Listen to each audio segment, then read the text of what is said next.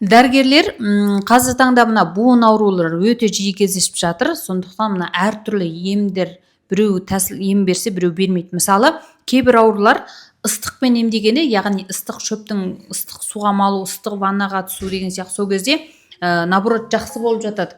Ал кейбір адамдарда керісінше ондай ыстықпен емдегенде ауру ұлғайып кететін жағдай болады. Ал және де кейбір адамдар суық суға түскен кезде ауру жақсарады, ал кейбір адам суық суға түскен кезде одан ары ұлғаяды. Осындай адамның райы әртүрлі. Сондықтан мына буын ауруына қандай адам ыстықпен емделу керек, қандай адам суықпен емделу керек, осы туралы кеңес айтып жіберсеңіздер.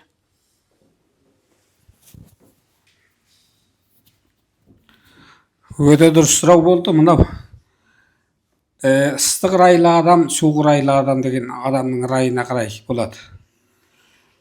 Кей адамдардың райы ыстық райлы болады. Не үшін дегенде оның денесіндегі сұйықтықтар азайып кеткен. Дене сұйықтығы жетіспейді. Яғни қан азайған, анемия дейміз. Және де бүйрек қуаты төмен, бауыр қызметі әлсіз. Осындай адамдар жаңа денесіндегі сұйықтығы аз болады да, осындай адамдардың жаңағы бауырының қызметі төмендейді. Бауыр қызметі төмендегеннен кейін жалпы сіңірлердің дымқылдық дәрежесі төмендеп, сіңірлердің майдалық қуаты азайып, сіңірлер тартысып құрғай бастайды. Бұндай кезде ана буындар, сүйектер бір-біріне тиіп, буын ауыратын жағдай болады. Бұндай адамдарға ыстық райлы дәрілерді қыздырып, ыстық өткізіп емдесең тіпті асқынады. Сол үшін қайту керек, бұндай адамдарды жібіту керек. Суық суларға салып емдесе бұл адам тез жазылады. Кей адамдар ұзақ жыл топ болып тізесін жаза алмай отырып қалған адамдар да болады. Осындай адамдар жаңа суға түсіп кеткеннен кейін, немесе бір суға отырып шыққаннан кейін бұл адамдар суық суға жазылған. Мәселен, бір бұндай мысалда болған, бірнеше жыл топ болып қалған кемпір адам мұздан өтіп келе жатқанда, арбаменен өткізіп келе жатқанда арба мұз ойылып кетіп суға түсіп кеткен. Суға түсіп кеткеннен кейін осы адамды үйіне әкеліп енді жылтып, орап, өстіп қояды. Өзі топ болған адам жүріп тұра алмайды. Соныменен ертеңіндегі кісі ертеңнен бастап аяғын басып жүріп кеткен екен, бәленбай жыл топ болған адам. Сонда бұның жаңағы бауырдың қуаты төмендеп, сіңірлері кеуіп, ана буындарды тартып қалған деген сөз. Олайынша айтқанда, суық сумен көбіне емес, сіңірдің серпімділігі мүлдем жойылған адамдарға жақсы көмектесетін болып тұрған, дұрыс па? Солай. Ал енді суықтығы күшейген адамдар, олардың жалпы денесіндегі жаңағы қан айланыстары төмен болып қалады. Қан айланысы төмен болғаннан кейін денедегі ең ұсақ капилляр тамырлардан қан жүрмей, денеде сулы ісік пайда болады. Ол адамдардың да көк бауыр қуаты әлсірейді, яғни ас қорытуы төмендейді. Ол адамдардың асқазанында қабыну, гастрит болады. Немесе өтін алдырып тастаған, ұйқы безінде, өтінде қабынулар болады. Осындай адамдарда жаңағы ісіп, кеуіп, былай ісініп, солай ауыратындар болады. Оларды ыстықпен емдесе болады.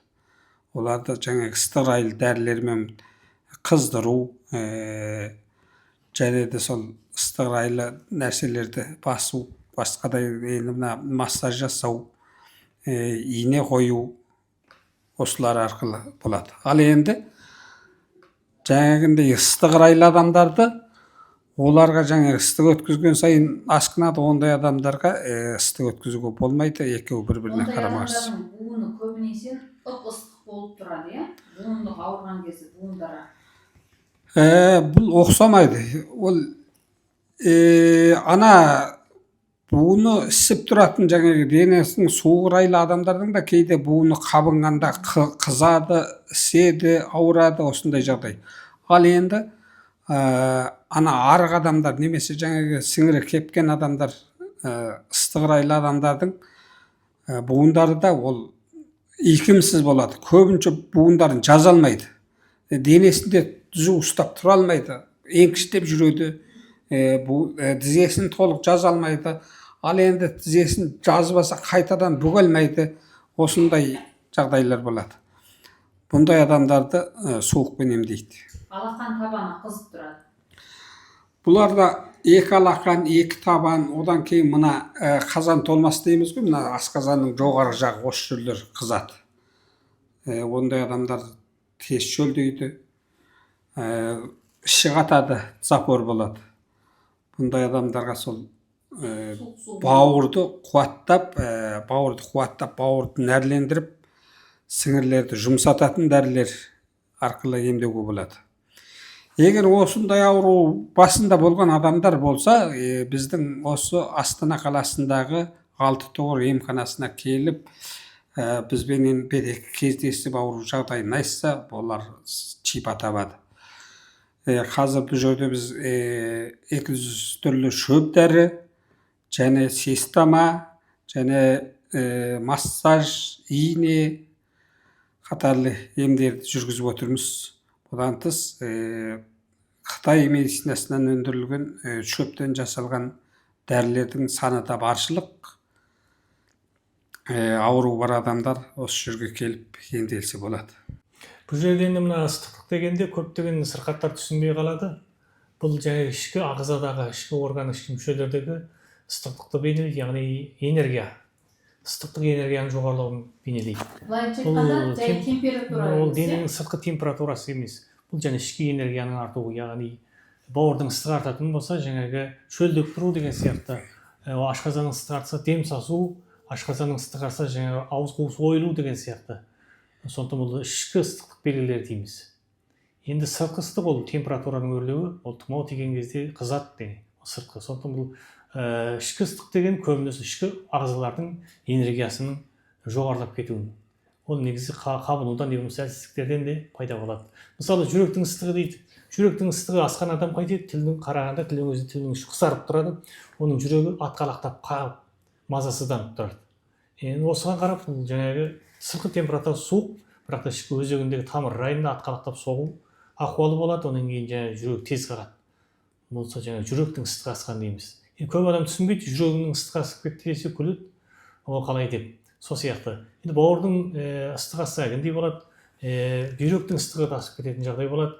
Қақсаулардың кейде бүйректің ыстығы асып кетсе, негізінде бүйректің суығы асқан ең залалды бұның ішіндегі. Бүйректің ең қорқатын нәрсесі суық. Суықтан ерекше бүйректі сақтау керек. Енді қысқаша осылай айтып қояйық бүгін.